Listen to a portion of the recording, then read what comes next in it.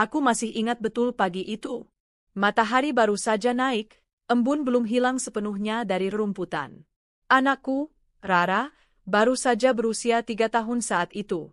Ia duduk di depan rumah, mengenakan baju lusuh yang telah beberapa kali ditambal, bermain dengan tanah sambil tertawa riang.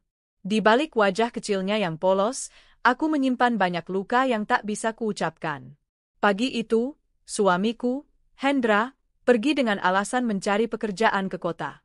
Dia bilang ingin memperbaiki kehidupan kami, ingin kami tak lagi hidup pas-pasan di desa ini. Aku cuma pergi sebentar, sayang. Nanti kalau sudah dapat kerja bagus, aku jemput kamu dan Rara. Kita tinggal di kota, ucapnya sambil mengelus rambutku. Aku percaya. Tentu saja aku percaya. Aku mencintainya. Aku telah menyerahkan seluruh hidupku untuknya. Bahkan saat orang tuaku menentangnya dulu, aku tetap memilih hidup bersamanya karena aku yakin dia lelaki baik, pekerja keras, dan akan menjadi suami serta ayah yang hebat. Tapi aku salah. Hari itu adalah hari terakhir aku melihat punggungnya. Ia tak pernah kembali. Tidak seminggu, tidak sebulan, bahkan setelah setahun lebih, tak ada kabar. Awalnya aku berpikir dia mungkin kesulitan. Kota memang keras, barangkali ia belum berhasil. Tapi setelah 2 tahun tanpa jejak, tanpa surat, tanpa kabar, aku mulai menerima kenyataan bahwa aku telah ditinggalkan. Aku menjadi ibu sekaligus ayah untuk Rara. Hidup kami makin berat sejak Hendra menghilang. Uang tabungan yang tak seberapa lama-lama habis untuk makan dan kebutuhan dasar. Aku tak punya pilihan selain bekerja serabutan. Mulai dari membantu tetangga bersih-bersih rumah, menjemur padi, hingga akhirnya menjadi buruh cuci dan setrika di rumah-rumah warga. Setiap pagi aku menggendong Rara, mengantarnya ke rumah tetangga yang bersedia menjaganya dengan imbalan makanan seadanya.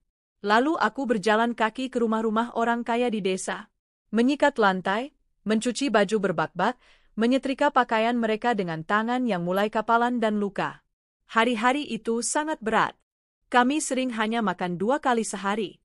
Itu pun dengan lauk sederhana, nasi dan garam, atau kadang nasi dengan sambal dan sayur dari kebun kecil di samping rumah. Rara sering menangis karena lapar, dan aku tak bisa apa-apa selain memeluknya sambil berbisik, "Besok, ya, nak? Besok ibu masak yang enak." Pakaian Rara tak pernah baru. Semua berasal dari sumbangan tetangga, dan itu pun sudah bolong-bolong. Seragam sekolahnya penuh tambalan, sepatunya robek bagian sampingnya. Ia sering pulang dengan mata sembab, bercerita tentang teman-temannya yang mengejeknya karena tak pernah bawa uang jajan dan selalu mengenakan baju yang sama. Tapi Rara anak yang luar biasa. Di balik segala kesulitan itu, ia tetap semangat belajar. Ia suka sekali membaca, meskipun bukunya hanya buku lama yang dikumpulkan dari sumbangan. Ia selalu menjadi juara kelas. Guru-gurunya menyayanginya. Bahkan salah satu guru sempat datang ke rumah dan menangis melihat kondisi kami. "Bu Lilis, Rara anak yang pintar dan baik. Tapi saya khawatir dia tidak bisa lanjut sekolah kalau kondisinya begini terus," ujar Bu Nani, wali kelasnya saat itu. Aku tahu. Dan ketakutan itu menghantui setiap malamku. Malam-malam di gubuk kami sangat sunyi. Atap bocor, dinding dari anyaman bambu yang mulai lapuk, dan hanya ada satu lampu minyak kecil sebagai penerangan. Di saat semua orang tidur dengan nyaman, aku duduk di tikar tua menambal pakaian, menyetrika baju tetangga, atau menganyam daun pisang untuk dijual esok pagi. Satu-satunya yang membuatku bertahan adalah Rara. Senyumnya, pelukannya, dan semangatnya untuk terus sekolah. Ia pernah bilang, "Bu, aku pengen jadi orang pintar. Biar nanti kita bisa tinggal di rumah bagus dan ibu nggak usah kerja capek-capek lagi." Tangisanku pecah saat itu juga. Anak kecilku, yang seharusnya bermain dan bahagia, malah memikirkan penderitaan ibunya. Aku merasa gagal sebagai ibu, tapi juga merasa sangat diberkati karena memiliki anak sekuat dan secerdas dia. Saat Rara lulus SD, aku hampir menyerah. Tak punya cukup uang untuk beli seragam SMP, apalagi daftar ulang. Tapi entah bagaimana, Tuhan seolah mengulurkan tangannya melalui orang-orang baik. Rara mendapat beasiswa dari yayasan sosial. Seragam, tas, dan alat tulis disediakan. Bahkan transportasi harian pun dibantu. Aku ingat malam sebelum ia masuk SMP, Ia tidur dengan seragam baru tergantung di depan matanya. Ia menatapnya lama sekali. Bu, aku seneng banget. Rasanya kayak mimpi. Aku tersenyum, walau hatiku sedih karena itu bukan hasil dari usahaku sendiri. Tapi aku berjanji dalam hati, suatu hari nanti aku sendiri yang akan membelikan seragam terbaik untuknya. Tahun-tahun terus berlalu. Aku tak pernah dengar kabar Hendra lagi. Kadang-kadang aku dengar desas-desus bahwa dia kini tinggal di kota bersama seorang janda kaya. Ada yang bilang dia menikahinya secara diam-diam, bahkan telah memiliki anak tiri yang dimanja seperti anak kandung. Tapi aku tak peduli. Yang kupedulikan hanya bagaimana caranya agar aku dan Rara bisa terus hidup dan suatu hari bisa berdiri tegak. Ketika Rara lulus SMP, ia kembali mendapat beasiswa untuk masuk SMA unggulan di kota. Sekolah yang katanya hanya bisa dimasuki oleh anak-anak pintar dari keluarga berada. Aku sempat ragu. Bagaimana dengan biaya tinggal, transportasi, makan? Tapi Rara meyakinkanku. Bu, ada asrama untuk anak beasiswa? Kita coba dulu, ya? Kalau rezeki kita di sana, pasti Allah bantu. Dan benar saja, Rara diterima. Aku ikut pindah ke kota, menyewa kamar kecil di pinggiran agar bisa tetap dekat dengannya. Pekerjaanku tetap sama, mencuci dan menyetrika, tapi kini di kompleks-kompleks perumahan kota. Bayarannya lebih besar, tapi juga lebih melelahkan. Namun semua itu tak sebanding dengan rasa bahagia melihat Rara memakai seragam SMA dengan lambang sekolah unggulan. Ia berdiri gagah, wajahnya bersinar, dan aku tahu semua ini baru permulaan. Aku tidak tahu bahwa di sekolah itu, Rara akan bertemu dengan masa lalu kami. Dengan ayahnya, dan anak tiri yang dimanjakan ayahnya dengan barang-barang mewah. Aku tidak tahu bahwa luka lama yang telah berusaha aku tutup rapat-rapat, akan kembali terbuka. Tapi satu hal yang aku tahu, kali ini aku tidak akan diam saja. Hari itu udara pagi di kota begitu dingin. Aku baru saja selesai mencuci 2 keranjang besar pakaian milik penghuni rumah mewah di kompleks sebelah. Sambil memeras handuk terakhir, aku melirik jam di dinding dapur kecil rumah kontrakanku. Sudah pukul 6:10. Aku buru-buru membersihkan diri dan menyiapkan sarapan sederhana untuk Rara, nasi goreng sisa semalam dan telur dadar 1 butir yang kubagi 2. Rara keluar dari kamar dengan seragam sekolah barunya. Seragam yang disediakan oleh sekolah unggulan tempat ia belajar sekarang, lengkap dengan dasi dan emblem kebanggaan. Wajahnya bersinar. Matanya berbinar setiap kali berbicara tentang pelajaran, teman-temannya, dan guru-guru yang mempercayainya jadi ketua kelas. Ibu, aku pergi dulu, ya? Serunya sambil mengecup tanganku. Aku mengangguk, menyembunyikan lelah yang menumpuk. Hati-hati di jalan, nak. Setelah ia berlalu, aku kembali duduk di atas tikar, menghela napas panjang. Tapi ada rasa bahagia yang tak bisa kusembunyikan. Melihat anakku bisa sekolah di tempat bagus, berbaur dengan anak-anak dari kalangan atas, adalah hal yang tak pernah terbayang dulu saat kami masih tinggal di gubuk reot dan makan hanya 2 kali sehari. Namun kebahagiaan itu tidak bertahan lama. 3 minggu setelah Rara mulai sekolah, ia pulang dengan wajah murung. Biasanya ia akan bercerita panjang lebar tentang pelajaran atau lomba yang akan diikuti. Tapi kali ini, ia hanya diam. Bahkan tak menyentuh makan malam yang telah kusiapkan. Ada apa, nak? Tanyaku pelan. Ia mengangkat kepalanya perlahan. Ada guratan luka di wajahnya yang tak biasa.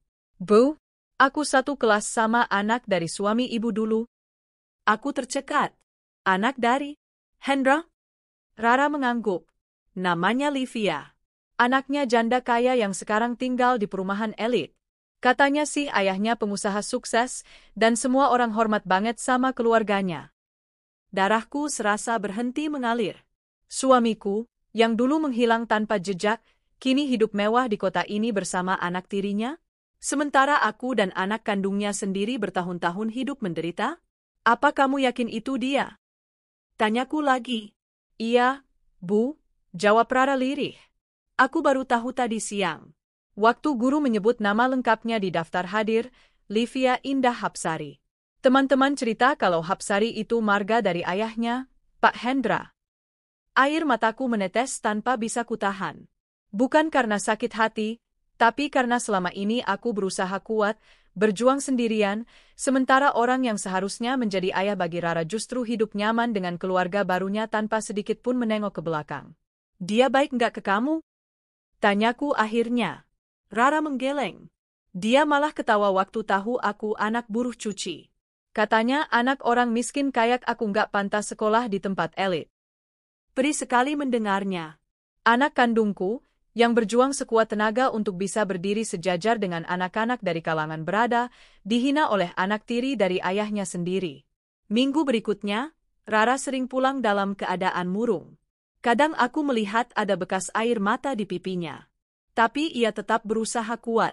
Ia tetap belajar keras, bahkan semangatnya untuk ikut Olimpiade Matematika tak pernah surut. Bu, aku mau buktiin aku nggak kalah dari siapapun, katanya suatu malam sambil memegang buku catatan yang penuh coretan rumus. Hatiku remuk. Tapi aku tahu, aku tidak bisa melemahkan semangatnya dengan tangis. Maka aku hanya mengangguk dan memeluknya. Ibu percaya kamu bisa, Nak. Sangat percaya. Sampai suatu hari, kejadian yang tak pernah kubayangkan pun terjadi. Pagi itu, aku mendapat panggilan untuk membersihkan rumah seorang pelanggan baru. Alamatnya berada di kompleks mewah yang biasanya hanya bisa kuakses dari gerbang belakang, karena satpam jarang mengizinkan orang seperti aku masuk dari pintu utama. Saat sampai di rumah yang dimaksud, aku tertegun. Rumah itu terlalu besar, dengan taman luas dan mobil-mobil mahal terparkir di garasi. Saat pintu dibuka, aku langsung mengenal wajah perempuan yang menyambutku, Rina, janda kaya yang dulu sering kudengar kabarnya di kampung. Ia dulu satu desa denganku, dan pernah beberapa kali datang ke rumah saat aku baru menikah. Wajahnya tidak banyak berubah, hanya lebih anggun dengan riasan dan pakaian mahal. Lilis, katanya setengah terkejut. Aku hanya mengangguk kaku. Saya dipanggil untuk bersih-bersih. Oh ya, benar. Tapi saya tak tahu kalau kamu ya, jadi buruh sekarang, katanya dengan senyum kecil yang menusuk. Aku tetap menjaga sopan santun. Saya mulai sekarang, ya, Bu. Saat membersihkan ruang keluarga, aku mendengar suara langkah kaki turun dari tangga. Suara itu terlalu familiar. Dan benar saja, mataku membeku ketika melihatnya. Hendra. Dia menatapku kaget. Mungkin tak menyangka bahwa aku akan muncul di rumah mewahnya, memegang lap pembersih, berdiri di atas karpet mahal yang dulu hanya bisa kulihat dari kejauhan. Lilis? Suaranya pelan, seperti bergema dari masa lalu. Aku tidak menjawab. Tubuhku kaku. Hati ini seperti dipukul keras. Dia berdiri di hadapanku, mengenakan baju mahal, wajah lebih bersih dari dulu, tubuh lebih gemuk, dan di belakangnya, muncul Livia, gadis yang menjadi penyebab air mata Rara akhir-akhir ini. Mama, itu pembantu barumu ya? Tanya Livia dengan nada sinis. Bajunya kotor banget, ih. Aku menggenggam erat kain pel yang kubawa. Menahan marah, menahan luka, menahan air mata agar tak tumpah di depan orang-orang yang pernah membuangku. Livia, kata Rina, memperingatkan, meski suaranya tidak tegas. Hendra mendekat. Lilis, kamu di sini? Kenapa enggak bilang? Kamu di kota? Aku tertawa pahit. Kalau aku bilang, kamu kira kamu akan peduli? Ia menunduk, entah karena malu atau hanya tak tahu harus berkata apa. Aku datang bukan untuk cari kamu, Hen, ucapku dingin. Aku kerja, karena aku harus bayar kontrakan, beli makanan, beli buku sekolah anakmu, anak kandungmu, yang kamu tinggalkan sejak umur 3 tahun. Aku lalu membalikkan badan, mengambil kain pel, dan berjalan ke dapur. Rina mendekati Hendra, berbisik, itu mantan istrimu? Yang kamu tinggalkan diam-diam dulu. Livia yang mendengar ikut nyeletuk. Iu, jadi anak miskin itu anak kandung papa? Pantas miskin banget. Untung papa nggak bawa mereka. Hatiku sakit sekali. Tapi aku tidak bisa membiarkan mereka terus merendahkan anakku. Maka aku menatap tajam ke arah Hendra dan berkata, kamu mungkin bisa pura-pura lupa, Hen. Tapi satu hari nanti, kamu akan melihat anak yang kamu tinggalkan itu berdiri lebih tinggi dari siapapun di rumah ini. Aku tak menunggu jawaban. Aku meninggalkan rumah itu dengan hati terbakar. Malam itu, aku duduk bersama Rara. Ia baru saja pulang dari bimbingan belajar. Kami duduk di atas lantai semen rumah kontrakan sambil makan nasi dan telur goreng. Aku ketemu ayahmu, kataku akhirnya. Rara berhenti mengunyah. Dia tinggal di rumah besar. Sama janda kaya itu dan anaknya, lanjutku. Aku kerja bersih-bersih di sana hari ini. Rara menggigit bibir. Apa? Dia bilang sesuatu. Aku menggeleng. Dia cuma diam. Sama seperti dulu waktu pergi meninggalkan kita. Aku nggak butuh dia, Bu, ucap Rara tegas. Aku cuma butuh ibu. Aku tersenyum, memeluknya erat. Tapi dalam hati, aku bersumpah, anak itu, anakku, akan sukses. Akan membuat semua yang pernah merendahkannya menyesal. Dan dari sinilah, langkah kami untuk bangkit dimulai. Sejak kejadian di rumah mewah itu, aku memutuskan tidak kembali bekerja di sana. Bukan karena aku takut bertemu Hendra atau keluarganya lagi, tetapi karena harga diriku sebagai ibu dan perempuan sudah diinjak terlalu dalam. Aku kembali mencuci pakaian dari rumah ke rumah, kadang menyetrika sampai larut malam, dan mulai menerima pesanan bersih-bersih kosan dan rumah makan kecil. Pendapatan tidak banyak, tapi cukup untuk kebutuhan kami berdua. Namun, luka hati itu tidak pernah benar-benar sembuh. Terutama saat Rara bercerita bahwa Livia, anak tiri suamiku, terus menindasnya secara halus di sekolah. Dia sering pamer tas baru, sepatu mahal. Terus bilang kalau cuma orang kaya yang pantas belajar di sekolah itu, kata Rara, duduk di sudut kamar sambil menunduk, memeluk lututnya. Dan teman-teman kamu ikut-ikutan? Tanyaku pelan. Beberapa, ya, ucapnya. Tapi aku masih punya 2 sahabat. Mereka tahu latar belakangku, tapi tetap dukung aku. Aku mengangguk, berusaha menguatkan hatiku.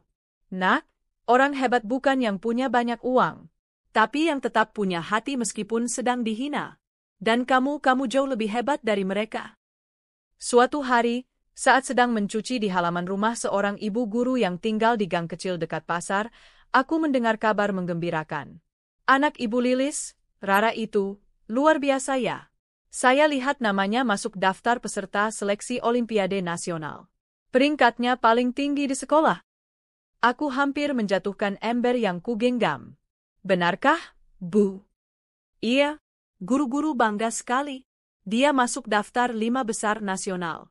Sekolah akan kirim dia ke pelatihan khusus di Jakarta.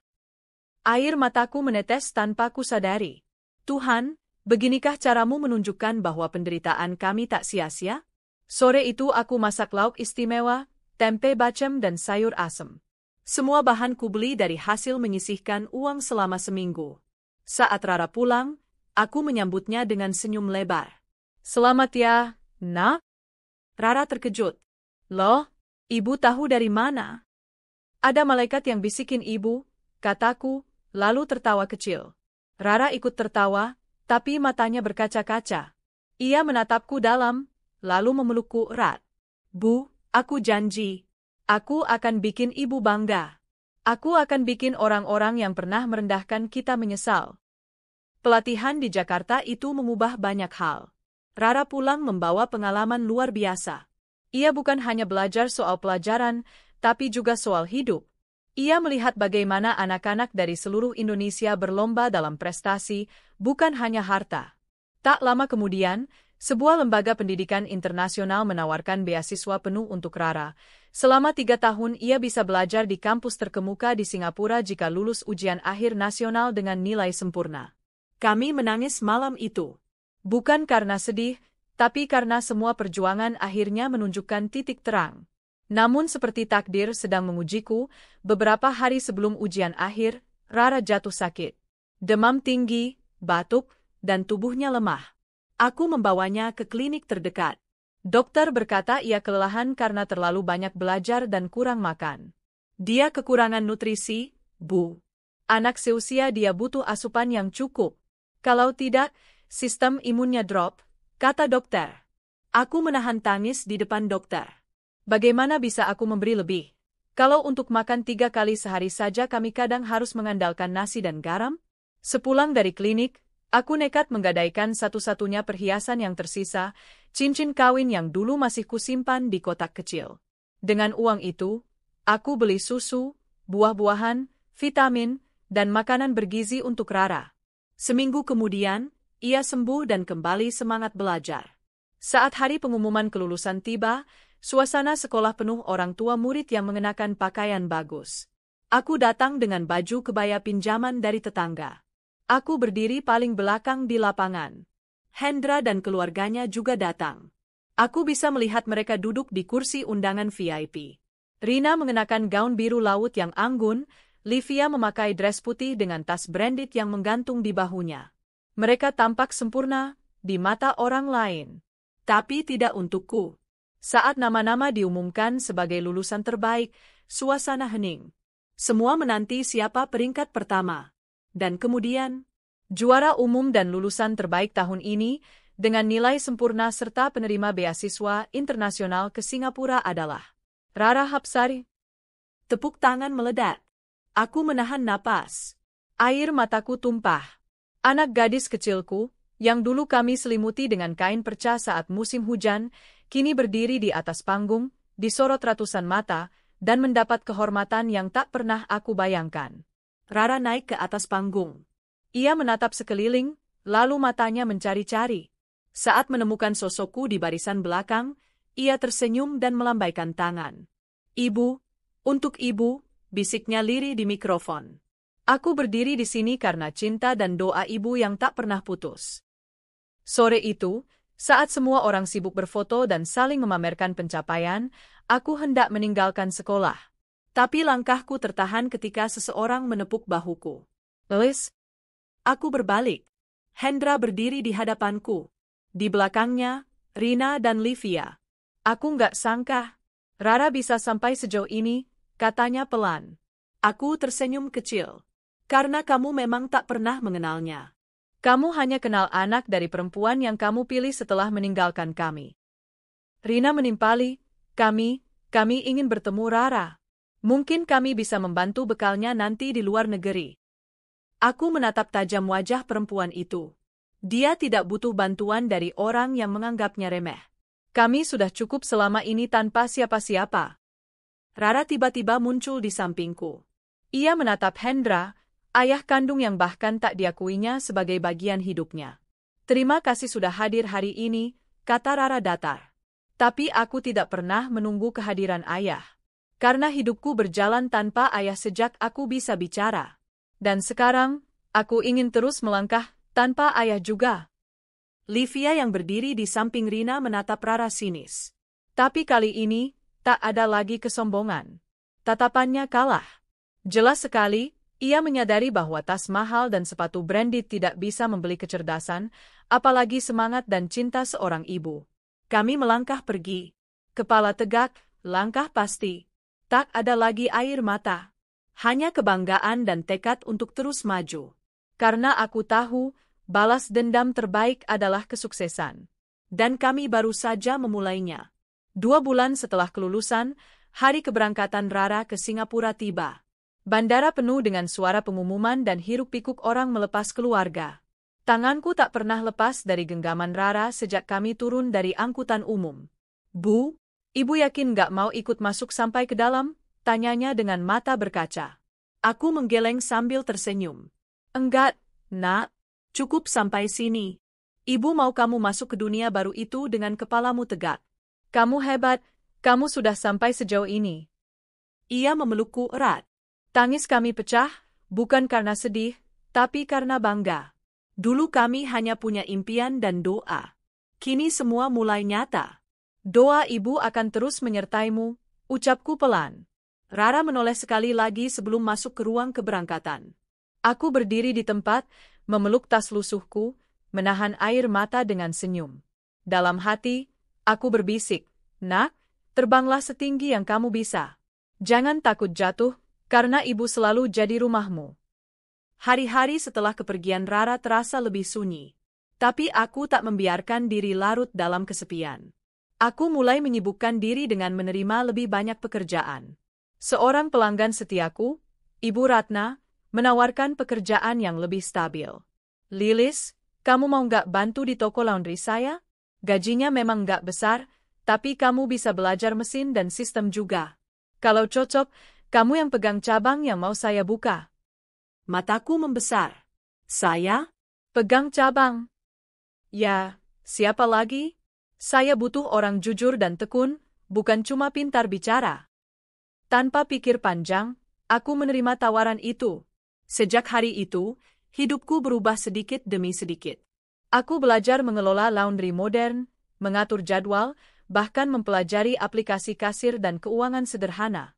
Beberapa bulan kemudian, aku benar-benar dipercaya memegang cabang baru. Letaknya di daerah perumahan menengah ke atas. Awalnya aku minder, tapi perlahan, semua berjalan lancar. Bahkan banyak pelanggan tetap mulai mempercayai layananku karena hasil dan keramahanku. Rara selalu menghubungiku lewat video call seminggu sekali. Ia bercerita tentang proyek ilmiahnya, teman-temannya, dan kesibukan kuliahnya. Tak pernah ia lupa bertanya, "Ibu sudah makan? Jangan terlalu capek, ya?" Sampai suatu hari, saat video call, ia berkata, "Bu, aku lulus seleksi magang di perusahaan besar milik teman dekat kampus. Tapi setelah kutelusuri, ternyata perusahaan itu milik ayah." Aku terdiam. Bukan karena aku ingin mencari perhatiannya, Bu. Tapi aku ingin tunjukkan bahwa aku bisa masuk tanpa perlu mengaku anaknya. Aku mengangguk. Kalau itu yang kamu yakini benar, lakukan. Tapi ingat, kamu bukan membuktikan siapa kamu ke mereka, tapi ke dirimu sendiri. Sementara itu, kabar tentang aku mulai terdengar oleh orang-orang kampung. Tak sedikit yang heran, karena Lilis yang dulu hanya tukang cuci kini mengelola cabang laundry modern. Beberapa datang diam-diam menawarkan kerjasama, bahkan minta bantuan. Termasuk bibinya Hendra, Bu Ismi. "Lilis, aku dengar kamu sekarang kerja di laundry modern itu, ya? Wah, hebat. Aku boleh ya, nitip cucian?" Aku tersenyum ramah. "Tentu, Bu. Tapi sekarang semua pakai sistem. Kalau mau jadi pelanggan, bisa daftar lewat aplikasi." Wajahnya sedikit kaku. Dulu dia sering mengejakku sebagai perempuan kampung gagal nikah. Sekarang, nada bicaranya jauh berbeda. Suatu siang, saat aku mengecek stok sabun di gudang laundry, sebuah mobil hitam berhenti di depan toko. Seorang wanita turun, wajahnya aku kenal, Rina, istri kedua Hendra. Ia berdiri ragu di depan pintu. "Permisi, Lilis?" Aku keluar. "Ada yang bisa saya bantu?" Dia tersenyum kaku. "Saya hanya ingin bicara sebentar. Boleh?" Aku mengangguk dan mempersilakannya masuk. Kami duduk di sudut ruang tunggu. Ia memandangku lama sebelum berkata, "Saya dengar Rara sekarang magang di perusahaan milik Hendra." Aku mengangguk. "Benar? Livia tidak lolos seleksi.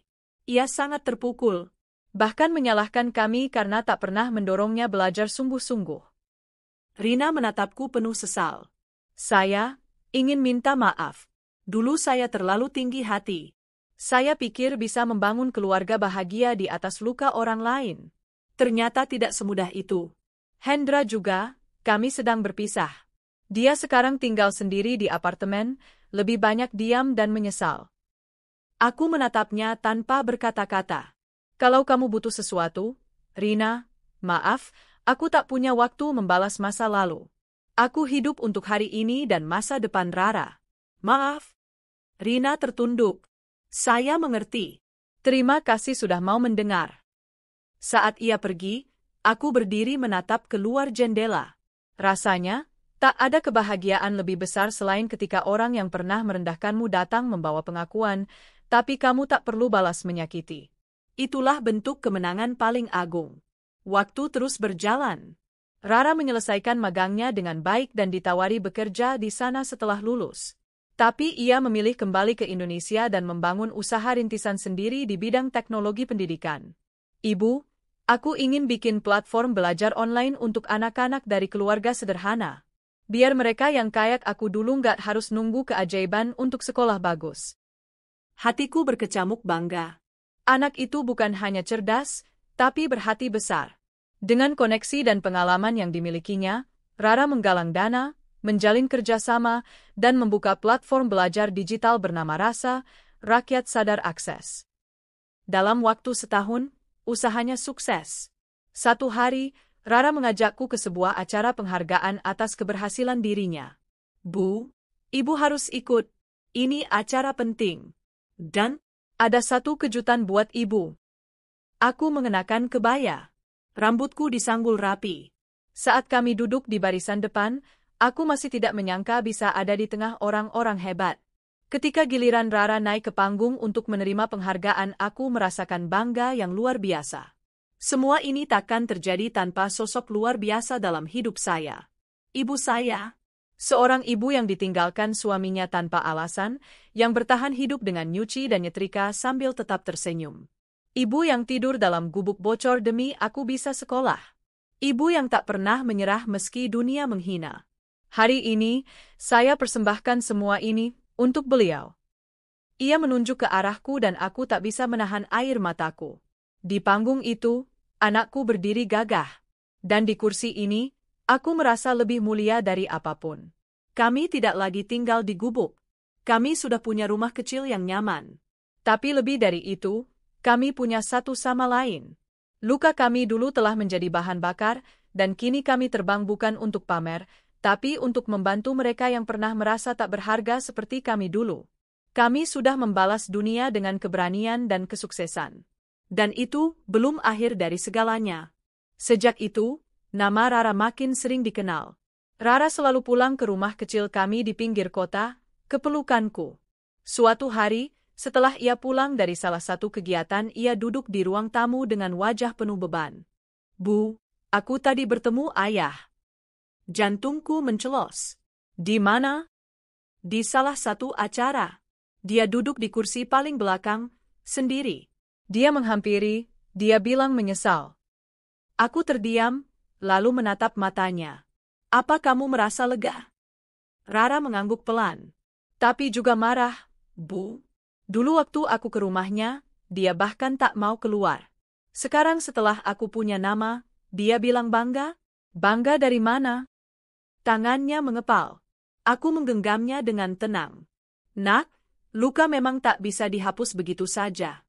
Tapi jangan biarkan itu menggelapkan cahaya yang sudah kamu perjuangkan. Rara menunduk. Ibu, bolehkah aku cerita semuanya? Tentang masa kecilku, tentang ayah yang meninggalkan kita, tentang bagaimana ibu menyekolahkanku dari uang nyuci. Aku sempat terdiam. Kalau itu kamu lakukan untuk memuliakan ibu, jangan. Tapi kalau itu kamu lakukan untuk memberi semangat ke mereka yang merasa hidupnya hancur, lakukan. Karena cerita kita bukan untuk mengungkit sakit, tapi untuk menyembuhkan. Beberapa minggu kemudian, Rara menjadi narasumber di sebuah acara.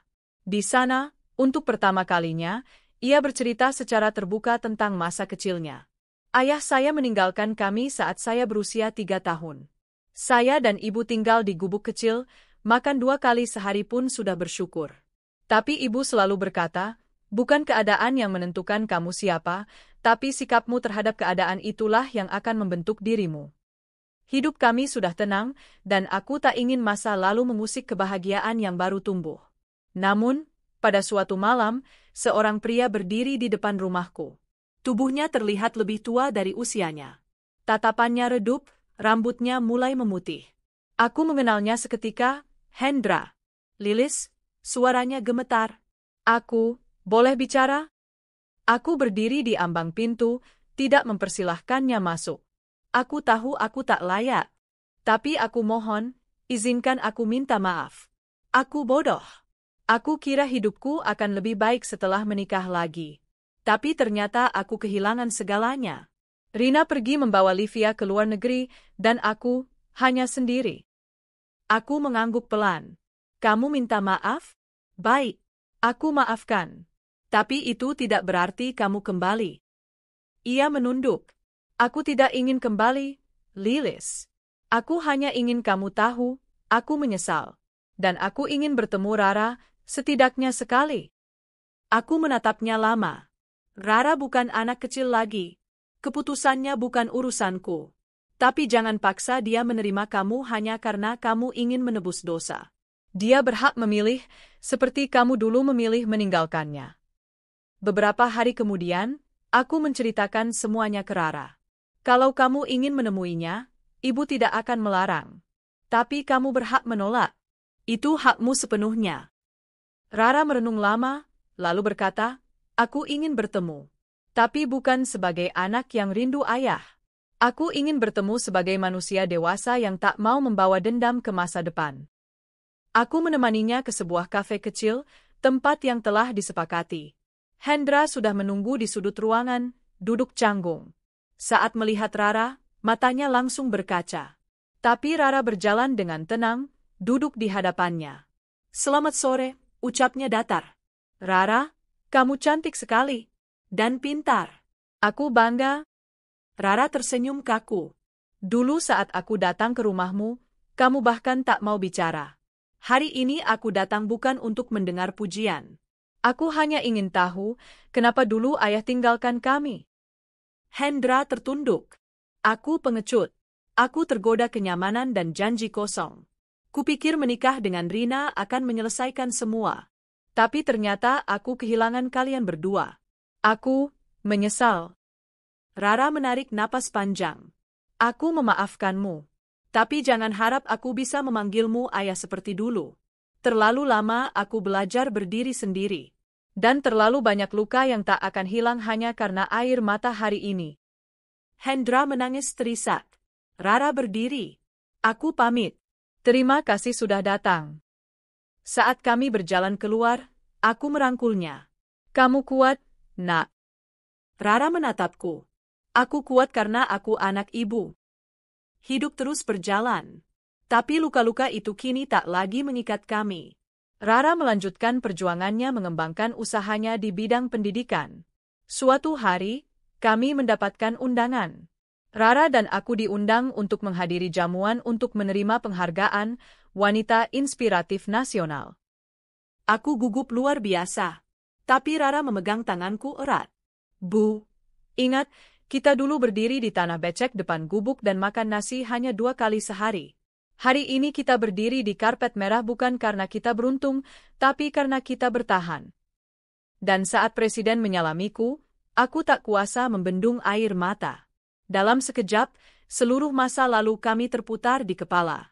Tapi kali ini bukan sebagai kenangan pahit, melainkan perjalanan indah yang membentuk siapa kami hari ini. Malam itu, Rara memelukku saat kami kembali ke rumah. Bu, aku ingin bangun rumah di desa. Bukan untuk mewah-mewahan. Tapi untuk tempat singgah bagi anak-anak yatim dan ibu-ibu yang tak punya tempat pulang. Aku menatapnya bangga. Ibu akan bantu. Kita mulai dari 1, lalu 10, lalu 100. Karena kalau kita tak bisa bantu dunia, setidaknya kita bisa bantu lingkungan kita. Rara tersenyum. Itu warisan ibu yang paling besar, hati yang tak pernah habis memberi. Aku menatap langit malam dari balik jendela rumah kecil kami. Dulu kami tak punya apa-apa. Hari ini kami punya segalanya, cinta, kekuatan, dan kemuliaan. Dan aku tahu, cerita kami belum selesai. 2 tahun berlalu sejak pertemuan terakhir Rara dengan ayah kandungnya. Hidup kami berjalan tenang, tapi juga terus tumbuh. Rumah gubuk kami sudah berubah menjadi rumah panggung kayu yang sederhana tapi hangat, dan halaman depan selalu ramai oleh anak-anak kecil yang belajar membaca bersama Rara setiap sore. Rumah kami kini menjadi rumah singgah Rara, tempat anak-anak putus sekolah bisa belajar dan mendapat makanan gratis. Aku mengajar ibu-ibu cara membuat kue dan kerajinan tangan untuk dijual di pasar online.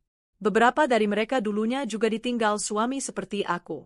Kami saling menguatkan, bukan dengan belas kasihan, tapi dengan kerja keras. Pagi itu, Rara masuk ke dapur sambil tersenyum lebar. Wajahnya bersinar seperti matahari pagi.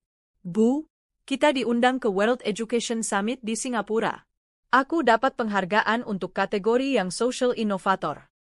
Aku terbelalak. Di luar negeri? Iya, Bu. Dan aku gak mau berangkat kalau ibu gak ikut. Aku langsung merasa gugup. Loh, ibu ini siapa, nak?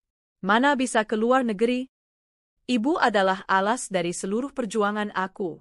Kalau ibu gak ikut, buat apa aku terima penghargaan itu? Aku mau dunia tahu, aku tidak berdiri sendiri. Akhirnya dengan berbagai bantuan dari tim, paspor dan visa diuruskan. Aku, Perempuan yang dulu hanya mencuci baju orang demi sesuap nasi, kini akan pergi ke luar negeri sebagai tamu kehormatan. Hari itu akhirnya tiba. Kami tiba di gedung besar penuh orang dari berbagai negara. Semuanya berpakaian rapi, membawa presentasi, dan berbicara dalam bahasa Inggris. Aku merasa kecil sekali. Tapi Rara memelukku dan berkata, "Bu, kita mungkin datang dari tempat yang kecil, tapi kita membawa hati yang besar." Rara tampil di atas panggung dengan percaya diri. Ia menceritakan bagaimana pendidikan bisa mengubah kehidupan, dan bagaimana gubuk kecil di pinggiran kota bisa menjadi pusat harapan bagi banyak anak miskin. Ia lalu menunjukkan foto lamanya, saat memakai seragam sobek, makan nasi hanya dengan garam, dan saat tidur beralaskan tikar. Ini bukan kisah sedih. Ini kisah tentang harapan. Tentang seorang ibu yang tidak pernah menyerah. Tentang bagaimana cinta bisa memberi masa depan. Ketika dia menunjuk ke arah kursi penonton dan berkata, "Ibu, saya duduk di sana. Dia adalah alasan saya bisa berdiri di sini." Semua orang berdiri dan memberikan tepuk tangan panjang. Aku tak bisa menahan air mata. Aku berdiri dan membungkuk kepada mereka. Semua rasa sakit dan perjuangan itu seolah lunas, diganti dengan kehormatan dan cinta yang tak ternilai. Sepulang dari acara itu, banyak media nasional dan internasional menulis kisah kami. Tapi kami tidak berubah. Rumah panggung kami tetap terbuka untuk siapa saja. Setiap hari, aku masih mengaduk adonan kue bersama ibu-ibu, dan Rara tetap menyapa anak-anak kecil dengan pelukan hangat. Namun satu hal tak terduga terjadi. Seorang perempuan datang ke rumah kami. Ia membawa anak perempuan kecil, sekitar usia 7 tahun. "Assalamualaikum, ini rumah Bu Lilis." Aku keluar. "Iya, ada yang bisa saya bantu?" Perempuan itu tampak ragu. "Saya, Rina, mantan istri suami ibu. Saya yang dulu menikah dengan Hendra." Aku membeku sejenak. "Oh, saya tidak datang untuk cari masalah. Saya hanya ingin minta maaf. Waktu itu saya pikir Hendra bisa jadi suami dan ayah yang baik. Tapi dia berubah setelah kami pindah ke luar negeri. Dia jadi dingin, kasar. Akhirnya kami cerai, dan saya bawa Livia ke Indonesia lagi." Anak kecil di sampingnya menggenggam rok ibunya. Matanya besar dan polos. "Livia ini, anak Hendra?" tanyaku pelan. Rina mengangguk. "Iya, tapi kami sekarang hidup susah. Saya dengar Rara membangun rumah singgah. Saya ingin mendaftarkan Livia. Saya tidak minta dikasihani. Tapi saya ingin Livia punya masa depan seperti Rara." Aku tak berkata-kata. Dunia memang benar-benar berputar. Akhirnya, kami menerima Livia seperti anak-anak lainnya. Tak ada perlakuan istimewa, tapi juga tak ada penolakan. Rara sempat diam lama saat tahu siapa Livia. Tapi ia lalu tersenyum. Semua anak berhak dapat kesempatan. Kita bukan tempat untuk balas dendam, tapi tempat untuk memberi harapan. Beberapa minggu kemudian, kabar duka datang. Hendra meninggal karena serangan jantung. Tidak banyak yang hadir di pemakamannya. Aku tidak pergi, Rara pun tidak. Tapi kami mengirim doa. Rina menghubungiku. Dia meninggalkan surat untuk Rara. Rara membuka amplop itu saat senja tiba. Di dalamnya hanya selembar kertas. "Rara, maafkan aku. Aku tahu aku tak pantas disebut ayah. Tapi di akhir hidupku, aku sadar hidupku hampa karena aku meninggalkan dua hal paling berharga. Kamu dan ibumu. Terima kasih sudah tidak menyimpan dendam. Aku berharap Livia bisa melihat dunia lewat mata yang sama denganmu." Rara menangis dalam diam. "Ibu, aku sudah memaafkannya. Tapi sekarang aku benar-benar merasa lega." Aku memeluknya. "Karena kamu tidak lagi menanggung beban yang bukan milikmu." Setahun kemudian, Rara meresmikan sekolah gratis bernama Sekolah Harapan Ibu di Tanah Hibah dari pemerintah. Sekolah itu menyediakan pendidikan gratis, makanan bergizi, dan asrama bagi anak-anak dari keluarga yang ditinggalkan. Hari peresmian itu dihadiri oleh banyak pihak.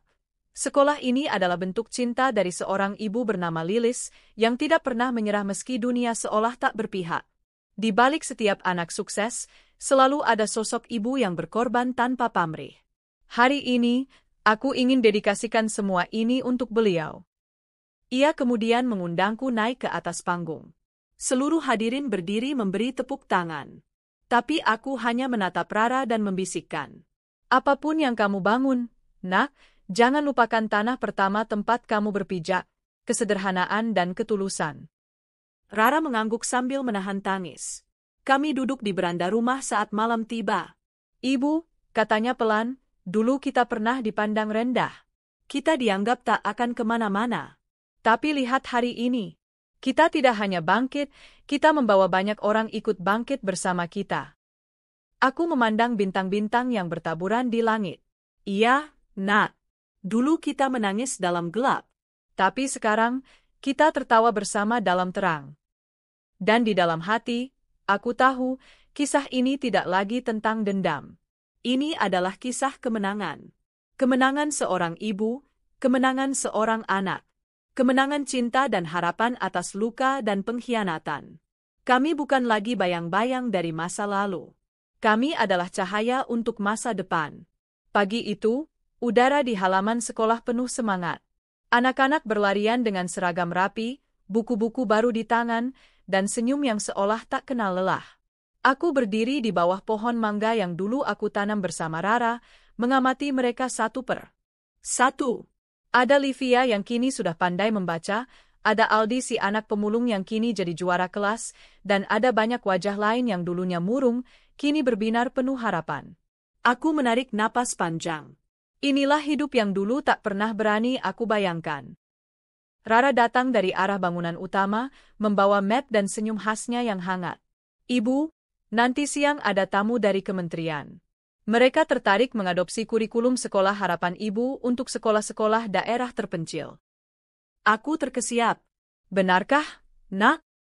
Rara mengangguk. Ibu sadar gak?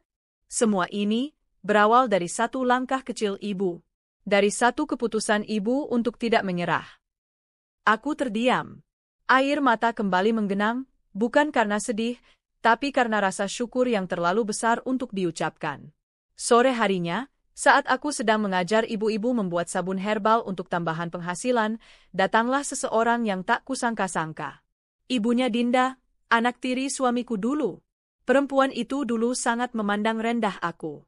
Dialah yang pernah berkata kasar pada Rara saat awal masuk SMA, menyebutnya anak miskin kampungan. Ia datang dengan mobil mewah dan dandan glamor, tapi wajahnya tampak lelah. Bu Lilis, bisa bicara sebentar? Aku mengangguk, meski hatiku sempat bergetar. Kami duduk di bangku panjang di halaman belakang sekolah. Saya, dulu salah menilai ibu dan Rara, katanya lirih. Kami pikir, hidup kami sudah sempurna. Tapi sekarang, Dinda, anak saya justru sedang dalam perawatan karena depresi. Ia merasa tidak punya tujuan hidup. Selalu merasa gagal membahagiakan kami, karena standar kami terlalu tinggi. Aku mendengarkan tanpa berkata apa-apa. Tidak ada kemarahan, hanya iba. Dia lihat Rara di TV beberapa waktu lalu. Dia bilang, kenapa aku gak bisa seperti dia, Ma? Dia punya arah, dia punya cahaya. Aku menunduk. Kami tidak pernah berharap dilihat sempurna. Kami hanya ingin hidup dengan jujur dan bermanfaat. Ia mengangguk dengan mata berkaca-kaca. Saya tahu. Itu sebabnya saya ke sini. Saya ingin Dinda belajar dari sini. Dari ibu. Dari Rara. Aku menarik napas dalam. Kalau Dinda mau datang, kami akan terima. Tapi bukan sebagai orang istimewa, melainkan sebagai bagian dari keluarga besar sekolah ini. Terima kasih, Bu. Saya benar-benar berterima kasih. Malamnya, aku dan Rara duduk di beranda, ditemani secangkir teh jahe. Angin malam menyapa pelan, membawa aroma tanah basah dan suara jangkrik yang akrab. Ibu, kata Rara tiba-tiba, ibu tahu gak, sebentar lagi kita akan punya tamu penting. Siapa lagi, nak? Pak Presiden ingin berkunjung bulan depan. Dia tertarik melihat langsung rumah singgah dan sekolah harapan ibu. Aku nyaris menjatuhkan cangkirku. Astagfirullah, serius? Rara tertawa. Serius, Bu. Tapi ibu jangan panik. Kita gak perlu mendadak rapi atau berubah jadi orang lain. Kita cukup jadi diri kita. Itu yang membuat tempat ini istimewa. Aku mengangguk pelan. Dulu ibu pernah mimpi. Bukan mimpi besar seperti ini. Tapi mimpi sederhana, ingin anak ibu bisa sekolah, bisa makan cukup, bisa bahagia. Ternyata Tuhan kasih lebih dari yang ibu minta. Rara memegang tanganku. Dan semua itu karena ibu menanam dengan hati. Kita memanen cahaya sekarang. Beberapa minggu kemudian, sekolah kami disorot banyak media. Anak-anak diberi kesempatan tampil di acara TV, menceritakan kisah perjuangan mereka. Bahkan ada yang ditawari beasiswa ke luar negeri. Livia pun tak lagi malu. Ia tumbuh menjadi anak yang percaya diri dan suka membantu anak-anak lain. Suatu malam, ia menghampiriku di dapur sambil membawa segelas susu. "Bu Lilis," katanya pelan, "boleh aku panggil ibu juga?" Aku tertegun. "Tentu saja, Nak." Ia memelukku. Pelukannya kecil, tapi hangat sekali. Di saat itu aku tahu, luka yang dulu ditorehkan oleh ayahnya telah sembuh sepenuhnya. Bahkan, telah berubah menjadi ladang kasih baru yang tumbuh dan terus tumbuh. Hari kedatangan Presiden menjadi hari bersejarah. Tidak ada karpet merah atau upacara mewah. Kami menyambutnya dengan tumpeng sederhana, tari tradisional dari anak-anak sekolah, dan sambutan hangat dari para ibu rumah tangga. Pak Presiden duduk di bangku bambu dan mendengarkan langsung kisah-kisah kami. Ia terharu, berkali-kali mengusap mata. "Ibu Lilis," katanya saat memberikan sambutan, "apa yang ibu bangun di sini lebih dari sekadar sekolah. Ini adalah pusat peradaban. Tempat di mana masa depan dibentuk dengan cinta, bukan kekayaan. Dengan harapan, bukan warisan. Saya, atas nama negara, mengucapkan terima kasih." Aku menunduk dalam-dalam. Semua rasa lelah seolah terbayar lunas. Beberapa bulan setelah itu, Rara mendapat beasiswa ke Inggris untuk melanjutkan studi S2 di bidang kebijakan pendidikan. Sebelum berangkat, ia memelukku lama. "Ibu, aku akan terus bawa nama ibu kemanapun aku pergi." Aku membalas pelukannya. "Dan ibu akan terus doakan kamu, kemanapun kamu melangkah." Kami menangis bersama. Tapi kali ini bukan karena kehilangan. Melainkan karena tahu, inilah buah dari semua kesabaran yang tak bersuara. Sekarang, aku masih tinggal di rumah panggung itu. Setiap pagi, aku menyapu halaman, menyiram tanaman, dan menyiapkan makanan untuk anak-anak yang masih terus datang. Tak pernah sepi. Tak pernah sunyi. Kadang ibu-ibu muda datang hanya untuk curhat, kadang ada remaja yang ingin belajar memasak, atau sekadar meminjam buku. Rumah ini hidup, dan aku bahagia menjadi bagian dari kehidupan itu.